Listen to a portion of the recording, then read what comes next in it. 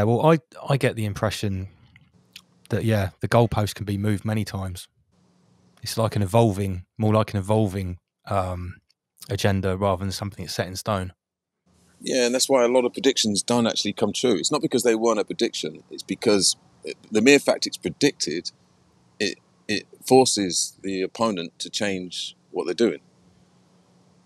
So it's not that it was wrong. It's just that it's like forcing your opponent. If you know their next move, they have to do something different.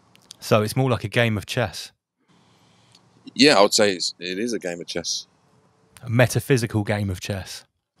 Well, and physical. Yeah, playing out in the physical realm. Yeah. There seems to be, right, because I've been waiting for this and wondering why all of the occultists are keeping quiet. But there seems to be a few in the music industry that's slowly starting to pop out. Yeah. Like that one I mentioned the other day. I won't say too much about it now because I'll talk about it on Friday. Yeah, we'll save it for the show on Friday. Yeah. So he's suddenly brought out a book and he's going quite overt about it all. And he's a very interesting guy.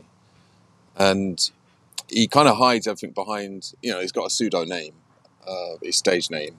And, he played in a punk band. And yet behind the scenes, he's very metaphysical, very mystical, esoteric. You'd never guess. Interesting. I'm sure people would be surprised to hear how many musicians are actually aware of this stuff. Yeah, and the weird thing is the sort of lineage of his teachers and my teachers, they actually cross over. There's a big crossover. Oh, and wow! Okay. I've just found that I've just got a long list of names of artists that are into this sort of thing. So it'd be interesting, and it goes all the way back to bands like Pink Floyd. Oddly enough, actually not oddly enough. Well, I've never really looked into Pink Floyd, but like just listening to the titles of some of their songs and their albums and their album artwork, you can tell they're occultists. Yeah. And again, like you've always said, the best art or the timeless art, that's the way to tell it apart. It was created by an occultist. Yeah, and it also it touches the psyche of people. Now, obviously, you've got the light occultist and the dark occultist. So just because it touches the psyche doesn't mean it's good.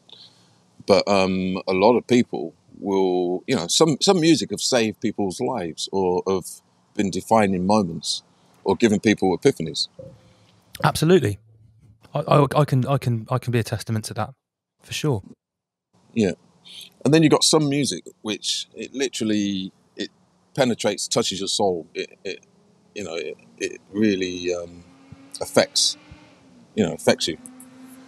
Whereas some music, it's it doesn't do anything. Yeah, that would be your kind of McDonald's. Yeah, your McDonald's Happy Meal. Yeah, and unfortunately, the music industry and the mainstream charts are full of McDonald's Happy Meals. Yeah, and that'd be your exoteric. What you got to remember, everything actually descends from the one, and then it just gets degraded as it filters down. That's everything. The music, law of one. Yeah, music, food, religion, knowledge, even like political systems or economic systems. Because, in itself, money isn't inherently bad, is it? Or even politics is not particularly bad. Well, I would say money is not inherently bad as long as it doesn't have usury and a fiat system connected to it. There's nothing evil about trade or the ability to store wealth. It's when that parasitic energy and the constant draw of the essence and the extraction of the energy from the toroidal field, that's the problem. Yeah, and that's what I call the hijacking. So when something gets hijacked, that's what I mean. So it gets hijacked by the denying force or like a low frequency entity or energy. But everything. I mean, I guess I could think of some things that are just bad, but most things are good and bad. It just depends on how it's used. I always use the analogy of a knife. A knife can, in the hands of a surgeon, could save your life, but in the hands of an attacker, it can kill you. Mm. But the knife by itself isn't good or bad; it's indifferent. Wise words. So anyone that's tuning, this is just a little test. We will be going live at 8 o'clock on Friday night.